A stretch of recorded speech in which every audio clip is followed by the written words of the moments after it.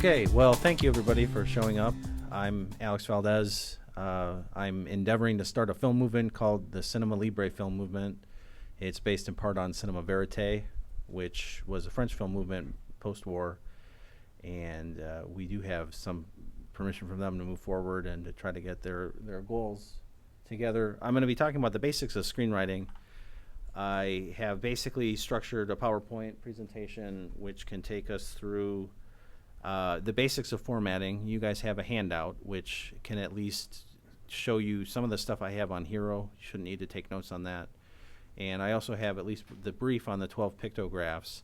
I have a QR code to a free download, and the free download has more information. It's about 38 pages long, and it has a larger font. Some of the people had asked for a larger font. So I'm going to go ahead and just get started here and get right into the presentation. What is a screenplay? A screenplay is a representation of a motion picture in words on a page. The layout of a screenplay is very structured.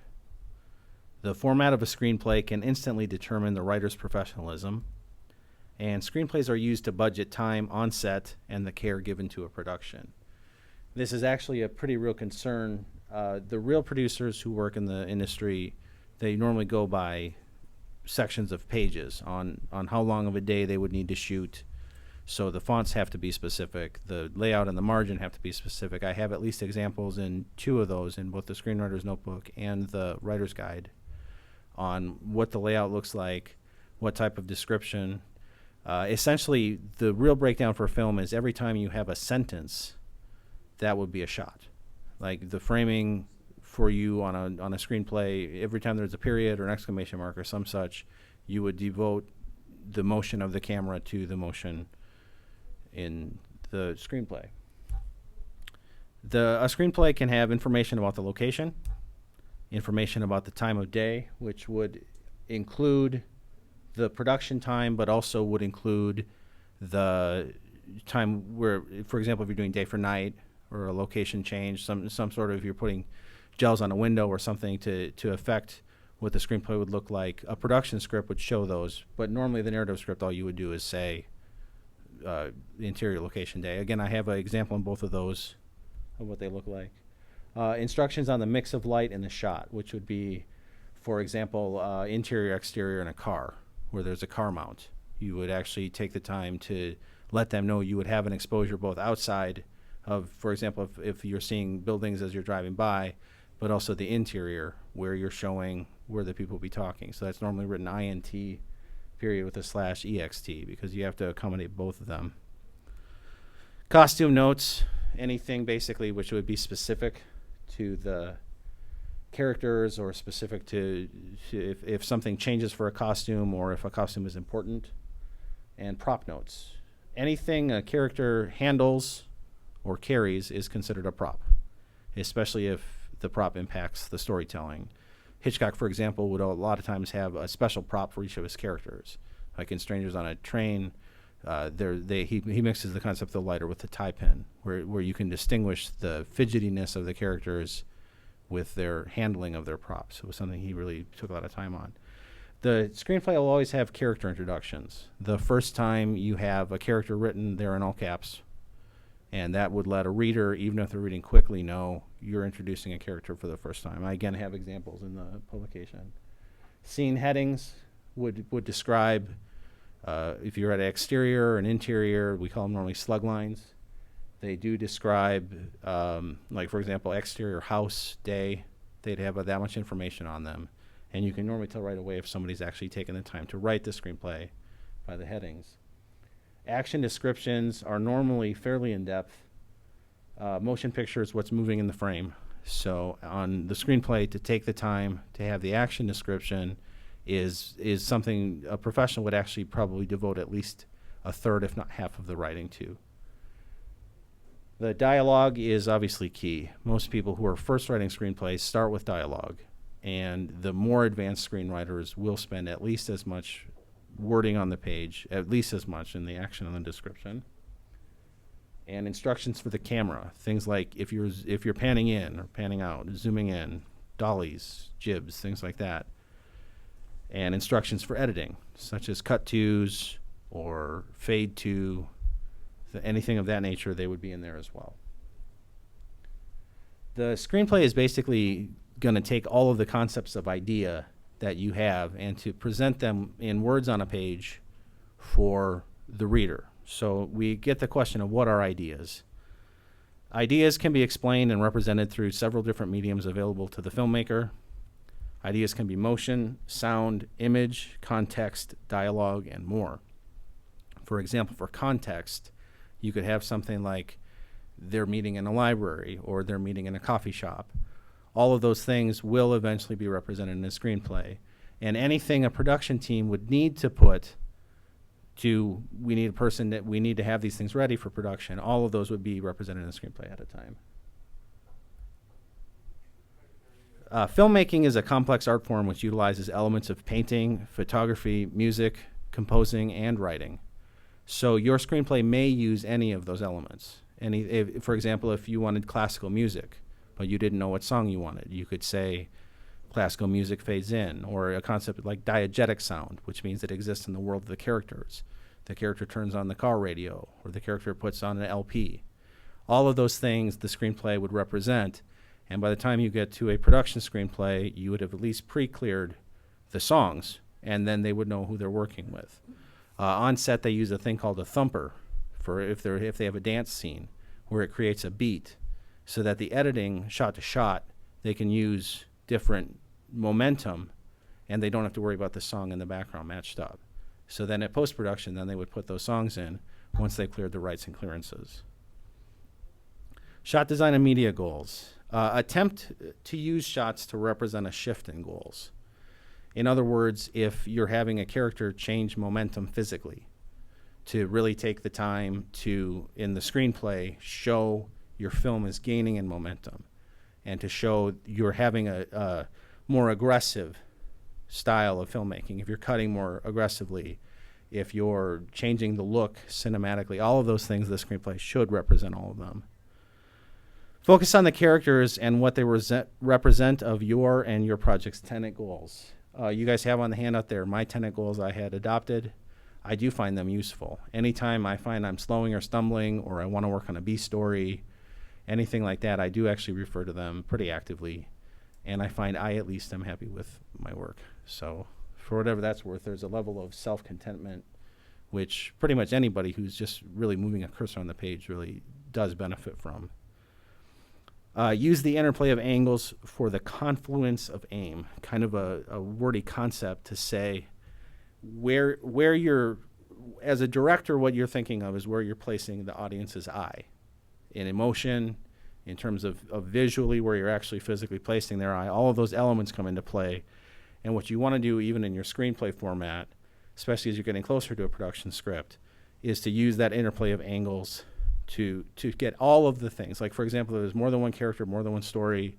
If you're focused, if you have a villain, for example, or if you have some lesser form of an antithetical character, to really allow that interplay of what the camera will do and show as much as you can artistically figure out how to.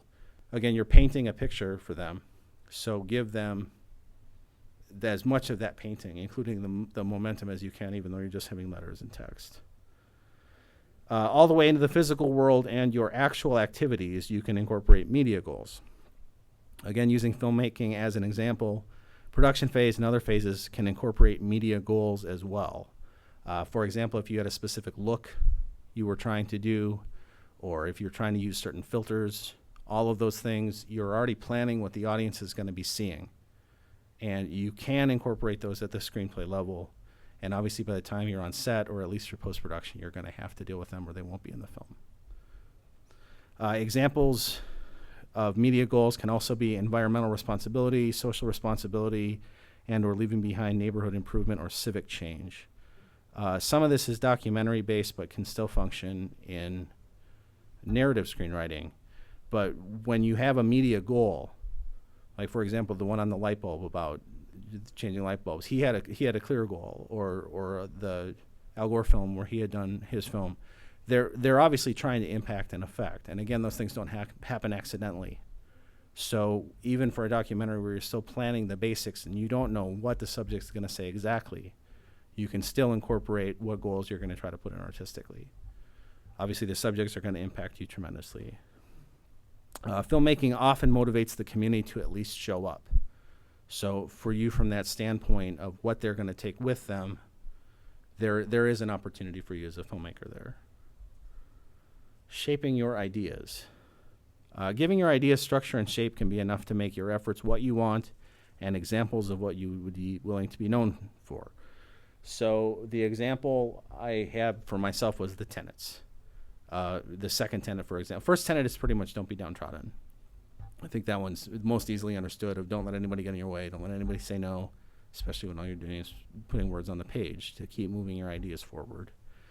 And to have the second tenet for me really put forward the goals and structure of what I feel like a quality movie would be, a more heartfelt rendering. I'm not saying I wouldn't have action, and I'm not saying I wouldn't have adventure, and I'm not saying I wouldn't have those types of things, but the second tenet for me, I would like at least to see characters struggle with some of those things. And the third tenet as well, I think, sets an ideal. Story arc. An arc is describable as the ups and downs of the story. When do people in your story have conflict? What are the motivators in terms of action for your audience to enjoy the film, play, screenplay, or song? Again, those ups and downs aren't going to happen accidentally, and your film will be better planned. Consider the presentation of the characters versus the evolutions they make through the course of the story. What do we see them strive towards? What do we see them attempt against others in the story or their environment? Motion picture, a lot of times when you consider what the conflict will be, there almost always will be in the better films a physical element. You will at least try to put forward probably something where you're showing the audience, again, what's moving in the frame. Accidental art. Many times the projects we love the most come to us spontaneously. I know for me, what I try to do is I try to keep several jot pads. I have little just notepads where if I have an idea, especially if I wake up from sleep, those ideas, I try to get them down because our mind is actually designed to forget dreams, so we don't confuse lucidity. So sometimes for me, the ones where 3 or 4 months later, I look at them and I think, this is amazing. I put this much effort into something when I had a dream. Those things do happen. For me, at least, they stay interesting because they're already in my subconscious. But I know at least another writer, he almost always works from newspaper articles, especially in the world articles where he sees the ones later in the page. When he finds something there where he feels like, why didn't this get more headline press? Why didn't this get more coverage? He begins to focus a lot more on putting the ideas there. Whatever gets the person working, I think, is obviously a goal. We see something, hear something, or experience something, and we are inspired. So I feel like if we're inspired as artists, then our material says inspiring as the art we put forward. If we have not been inspired, I don't think we really have the motivation to see the project through. Most of these projects take 2 to 3 years sometimes to really get up on their feet, even to the point you could show someone a screenplay, and the screenplay does all the work of explaining itself, where it's not, you don't have to make excuses, if you see what I'm saying. Like, you just give them the screenplay, and the screenplay does everything else, and at the end they're like, wow, that's, those things do take time, and they do take effort. Proper structure of art will make your efforts towards a complete project easier and more effective. This sort of has to do with what I was saying about dreams and waking up, of keeping something near the bedside, of getting the material moving and not looking for a pen or pad of paper be enough, you just fall back asleep. Artistic tenets and other ideation tools can help. Again, I do use my tenets aggressively, and I wouldn't ever discourage other people from finding their own or using mine, whichever one gets them most satisfied with their work and moving forward. Guiding you to writing. Sometimes ideation tools help you to get down complete ideas, possibly more complete than you would have had at raw inspiration. One of the examples I have is in the Screenwriter's Notebook, where the kids are encouraged to write right in the book, because I have things like location, and I have things like action, and I have things like starting point, and I have things like what then takes place, what changes, all of those elements. A lot of times when a person first would say, at least in because I worked with some at-risk students at Venice High School, where they would say they go to the beach. Well, okay, they go to the beach. Obviously, the kids might have wanted to get out of class and shoot part of their movie at the beach. That's something I can understand from their standpoint as high school kids. But from the filmmaking goal, what changed for them. Like using musical theater as an example, the musical Oklahoma had a radical thing where emotionally the characters were different at the end of the songs than they were. Whereas but before that piece, like they would sing or they would dance because they were emotional. But now there's a transition. And I think film has adopted a similar, where every scene, if you're not wasting the audience's time, you're going to have something at the end of the scene, every single scene. Like if you're thinking about queuing through a DVD, the end of the scene is different in the movie than the beginning. You're never really in a well-made film going to have the given circumstances at the end exactly the same for the characters. Even if it's a love story, they're more emotionally in tune with each other. Even if it's an action movie, they've changed location. Something has happened, or else the thing wasn't worth the screen time.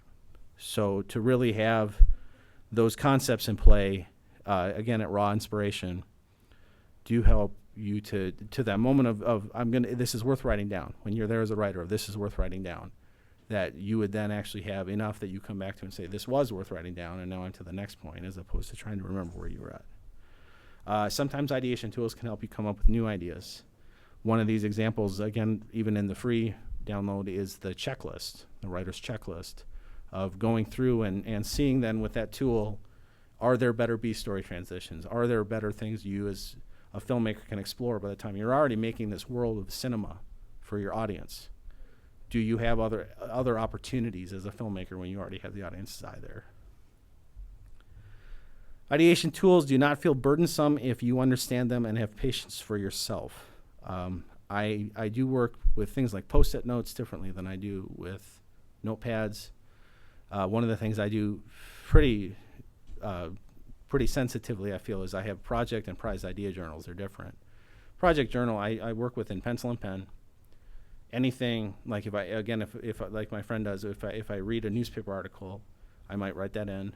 If I have an idea of the character as dialogue, I might write that in. And then for me, the prized idea journals are the ones which really motivate me. Where if I'm going to be spending 3 years on a thing, to get the leatherette at least, or it feels nice to the hands, and have that thing really, this idea was worth my day. This idea was worth my context. To really, regardless where you get the thing from, just to have one where if you're sort of feeling sort of motivated to write, that you could spend 2 or 3 minutes even in the prized idea journal and to be excited again about your own ideas. I have 12 quality concepts in storytelling. We can go through them one at a time. They each have a sort of a pictograph I made to go with them. So the first one is, do you have characters? Obviously, in a motion picture, characters are the main emphasis on what we're seeing change. A character-driven drama is going to have the main emphasis be the characters have moved or changed something. Second part is, do your characters have goals? If your characters don't have goals, then they aren't really cinema-worthy. The type of goals they have are normally going to determine the type of movie you have. If they're trying to do something on a Wall Street movie, that's going to be, their goal will probably be to make money. If they're doing a courtroom drama, their goal would probably be to win the case. The type of goals really does impact more than anything, other than do you have characters, the type of information you're going to put forward. Are your characters ever trapped? Is not just are they physically trapped, although sometimes in film that's interesting depending on the type of movie. It can also be, are they held to a bargain? Are they for some reason forced to a deadline? Is there something for them they have to do that they can't escape? And can we see them struggle against those things? Are your characters well enough developed? Again, in motion picture, we're seeing a lot of things on what do we see in the frame. So what can you use of their environment? What can you use of stories they tell of each other? How long have the characters known each other? All of those things really do factor in to what do we see. What can your characters teach someone, and what do they exchange?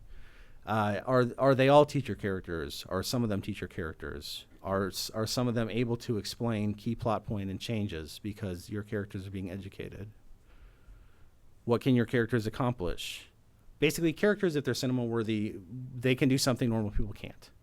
So really to examine what about them is special. The next one is why, which is really why would you put any of these elements together, and can you look at your own material and change them aggressively? What have they learned which can help is basically exploring the concept of the characters at the end of the film are better prepared than they were at the beginning. and to put those concepts forward visually and also emotionally. Are your characters ever physical? Again, all the best stories ever told will have a physical element. What can you do? Even if they're in a Wall Street film like we talked about, can they play sports against each other? Can there be dancing?